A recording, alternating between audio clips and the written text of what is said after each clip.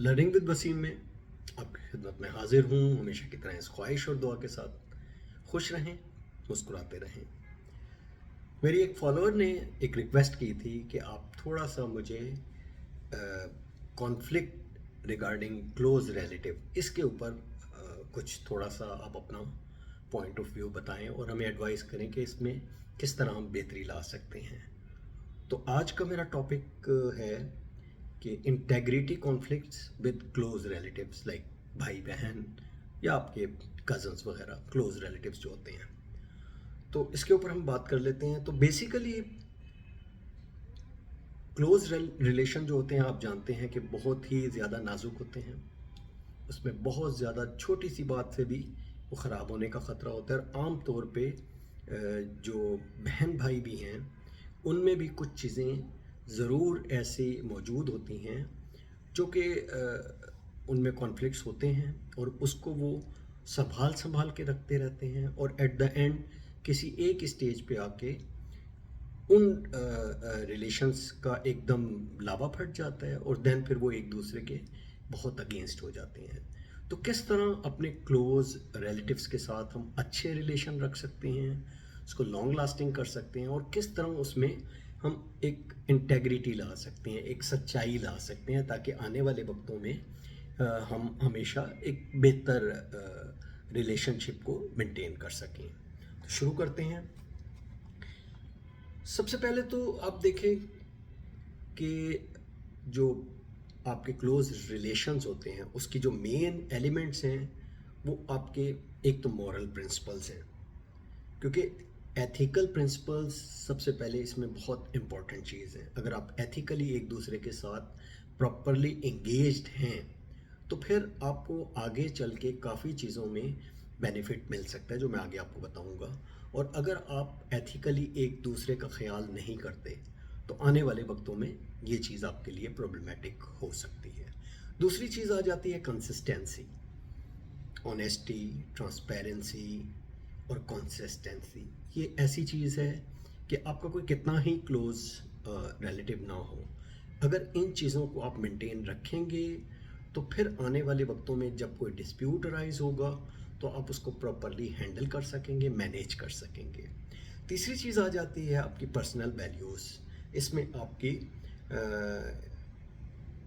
ऐसी सिचुएशंस आ जाती हैं जो कई दफ़ा बहुत डिफ़िकल्ट होती हैं और उसमें आपको देखना होता है कि आपने किस तरह अपनी पर्सनल वैल्यूज़ को कायम रखते हुए अपने रिलेशन ख़राब नहीं करने। तो ये बेसिकली एक क्लोज़ रिलेशन के दरमियान एक आपके प्रिंसिपल्स हैं।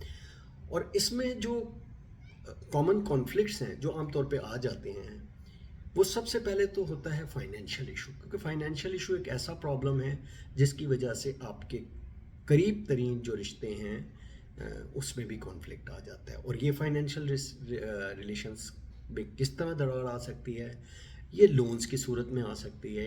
एक भाई ने लोन ले लिया और दूसरा भाई उसको उनकी अगर जॉइंट इनकम है और उसमें वो इकट्ठे उसको उतार रहे हैं तो ये भी एक पार्ट ऑफ कॉन्फ्लिक्ट बन जाता है। या इसी तरह लोन की कई सिचुएशंस हो सकती हैं। हम डिटेल में जाए बगैर इसको मज़ीद आगे बढ़ाते हैं। दूसरी चीज़ जो है वो एक मेजर कॉज है, वो है इनहेरिटेंस। जब भी इनहेरिटेंस में आपको कुछ चीज़ें मिलती हैं तो उसमें एक बहुत बड़ा कॉन्फ्लिक्ट आमतौर पे भाई बहनों में पैदा हो जाता है, क्लोज रिलेशन में पैदा हो जाता है, क्योंकि हर एक का ख्याल होता है कि मेरा इसमें राइट ज़्यादा है और शायद मुझे उतना राइट पे नहीं मिल रहा। तीसरी चीज़ आ जाती है आपके इसमें बिजनेस वेंचर्स।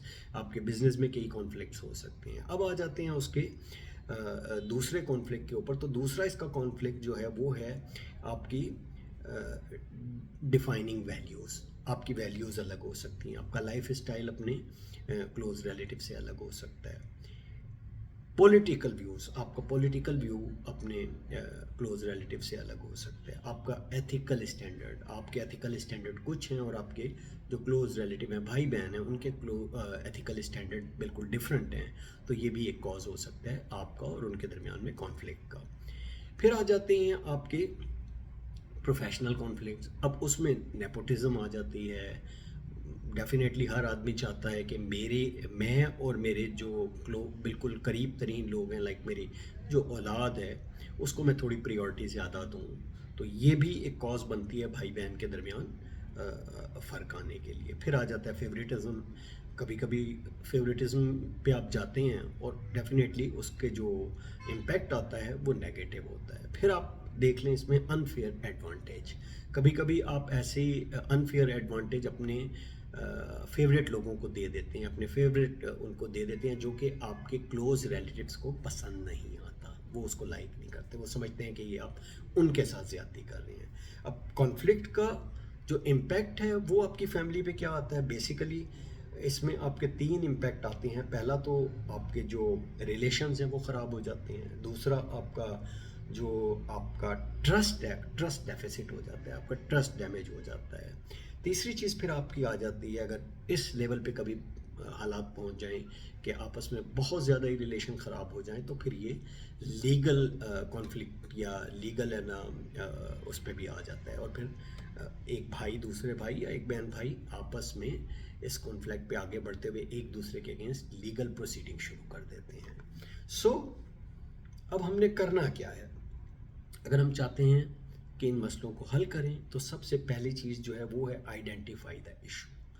कभी भी अगर आपका किसी भी अपने क्लोज भाई बहन सिबलिंग के साथ कोई डिस्प्यूट होता है, तो आप इमीडिएटली पहले तो बड़े क्लियर माइंड के साथ उस चीज़ को क्लियरली आपस में बैठ के डिस्कस करें, उसको डिफ़ाइन करें, उसको बताएं कि ये चीज़ है, मैं ये करना चाह रहा हूँ, मेरा प्रोस्पेक्टिव ये है, तुम किस तरह चाह रहे हो, तुम्हारा प्रोस्पेक्टिव क्या है। दूसरी चीज़, असेस करें कि ये मसला जो है ये किस लेवल तक हमारी फैमिली की बॉन्डिंग को ख़राब कर सकता है, किस तरह हमारे ये रिलेशंस को ख़राब कर सकता है। तो ये भी आपने असेस करना है। तीसरी फिर चीज़ आ जाती है कि आपने उसके पोर्स एंड कॉन्स देखने हैं कि इसमें क्या चीज़ें ऐसी हैं जो कि बहुत ज़्यादा नुकसानदेह हो सकती हैं, यानी छोटी से छोटी और बड़ी से बड़ी चीज़ का उसका इम्पैक्ट जो है वो आप कैलकुलेट करें, ताकि आप वो डिसीज़न लें जो कि कैलकुलेटेड हो।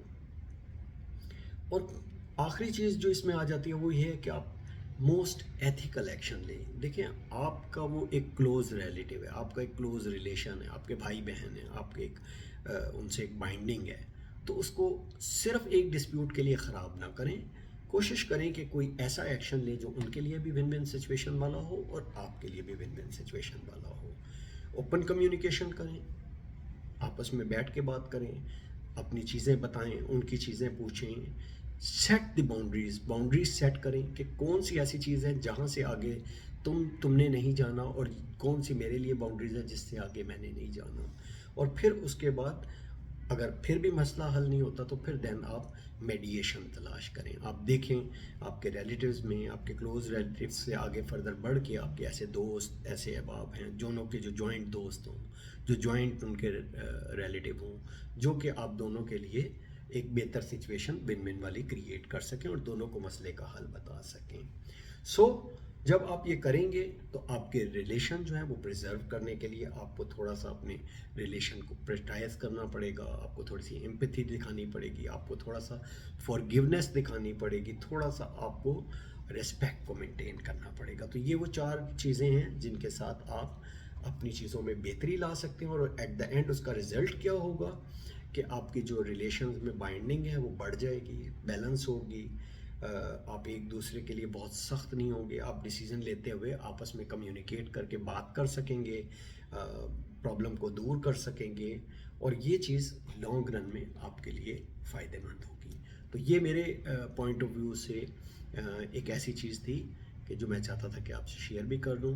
अब आप मुझे बताइएगा कि आपको ये वीडियो कैसी लगी, और मज़ीद अगर आप कुछ और भी किसी और टॉपिक पे जानना चाहते हों तो प्लीज़ कमेंट में लिखिए, इंशाल्लाह मैं उस पर वीडियो बनाऊँगा। अल्लाह हाफ़िज़।